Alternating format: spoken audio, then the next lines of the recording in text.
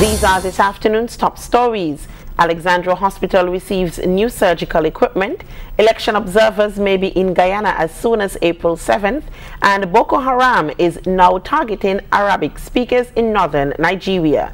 Good afternoon and welcome to ZIZ Midday Newscast. Today is Thursday, March 19th, 2015. I am JD Keynes. Now for a look at the news in detail.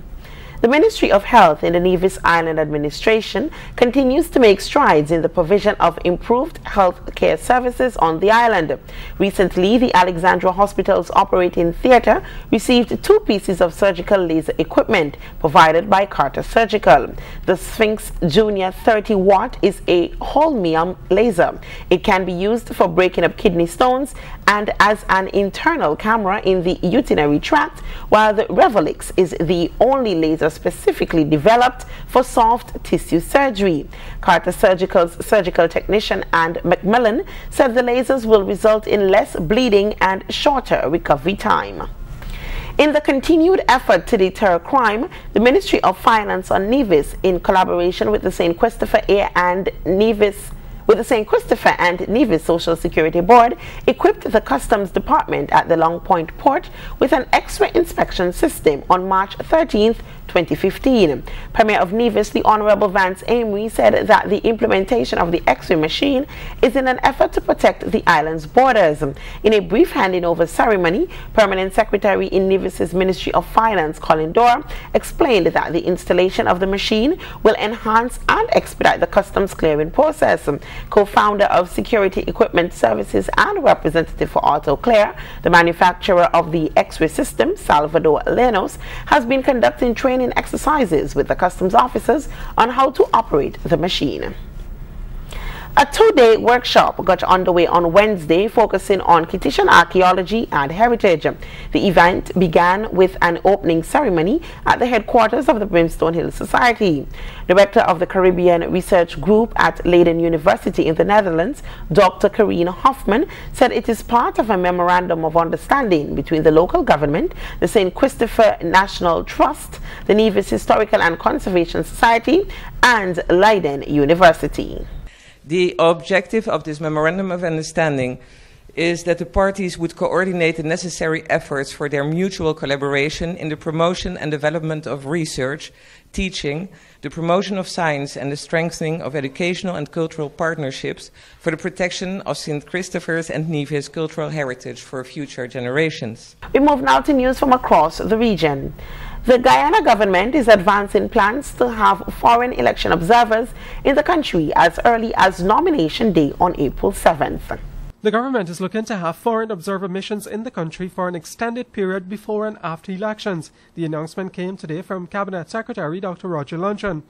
I know for a fact that our interest is to have observer missions on the ground as early as nomination date.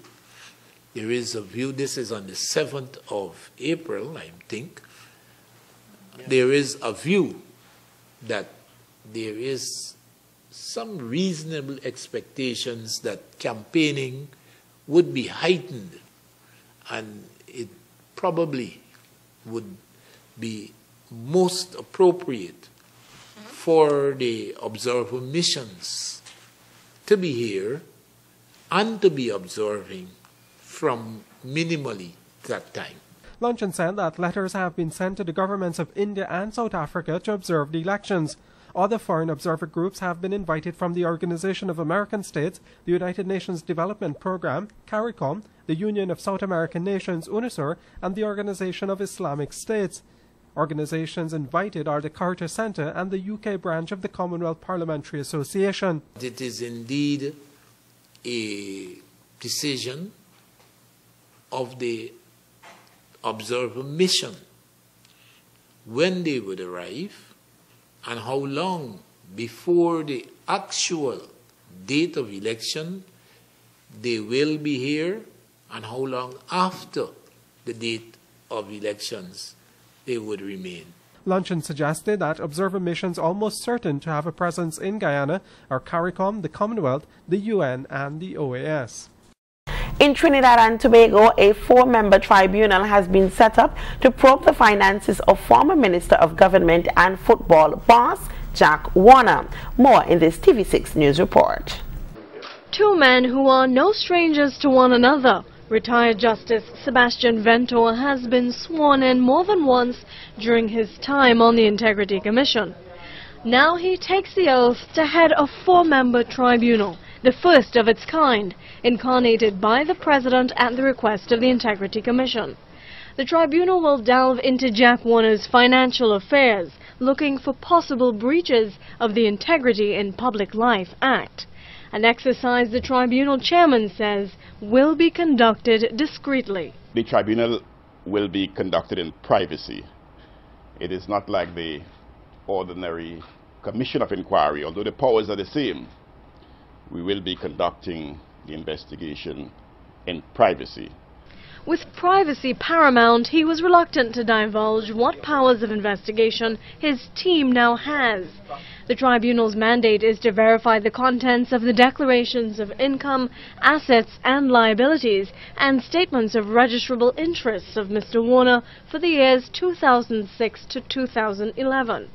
Internationally, Boko Haram is carrying out ethnic reprisals against Arabic speakers in northern Nigeria, forcing some 10,000 refugees to cross into Cameroon in recent weeks. Nathan Frandino reports.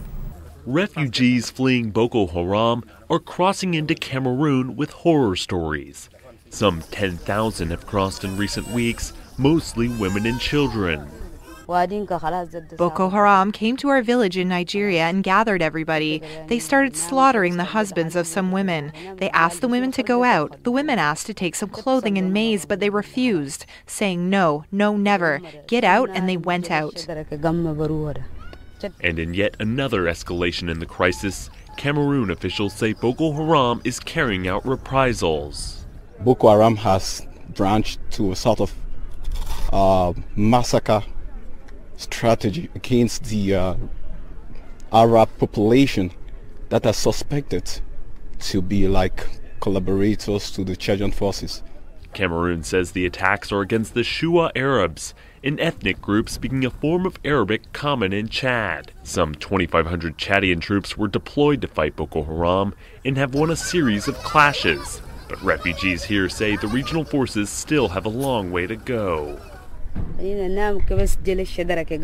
They killed 25 men. People were gathered in a group like this. Nobody escaped. They shot some and slaughtered others with machetes and axes. Boko Haram has killed thousands in a bloody campaign to carve out an Islamic caliphate. About 1,000 students gathered at the University of Virginia campus Wednesday night to demand justice for a student who was injured during an arrest and appears in a photo with a bloody face. About 1,000 University of Virginia students turned out on campus Wednesday night to protest the arrest of a UVA student. Virginia Governor Terry McAuliffe is calling for an investigation into the early Wednesday arrest of Martese Johnson. A photo taken during the arrest shows him with a bloody face while an officer holds him down. His lawyer says his client needed 10 stitches. Students say they are angry. We are spending millions of dollars on that security. And we all saw those pictures. Martese was not safe. And it does vote the question of who are those people there meant to protect? I can't imagine a situation that would justify the brutality that this young man has suffered. This is unconscionable, and I just feel, deeply, deeply sorry for him and his family and the rest of the students. Johnson's scars were still visible when he attended Wednesday night's rally. A witness says a bouncer had stopped Johnson when he tried to enter a pub, and then an alcoholic beverage control agent pulled him away. The agent who made the arrest reported that Johnson was agitated and belligerent. He's charged with 2 counts, obstruction of justice without force and public swearing or intoxication. Sandy Kozel, The Associated Press. In the weather forecast for St. Kitts and Nevis, skies will be sunny with a chance of a few showers as winds blow toward the east at 9 to 14 miles per hour. Seas are slight to moderate with waves of 1.5 meters or 5 feet. The temperature will reach a high of 25 degrees Celsius or 77 degrees Fahrenheit. Tonight we can expect fair conditions as the sun sets at 6:22 p.m. Tomorrow's sunrise will be at 6:15 a.m. The weather has brought us to the end of the ZIZ Midday newscast. Join us this evening for the details to these stories and more in our major newscast. I have been your presenter, JD Keynes. Have a great afternoon.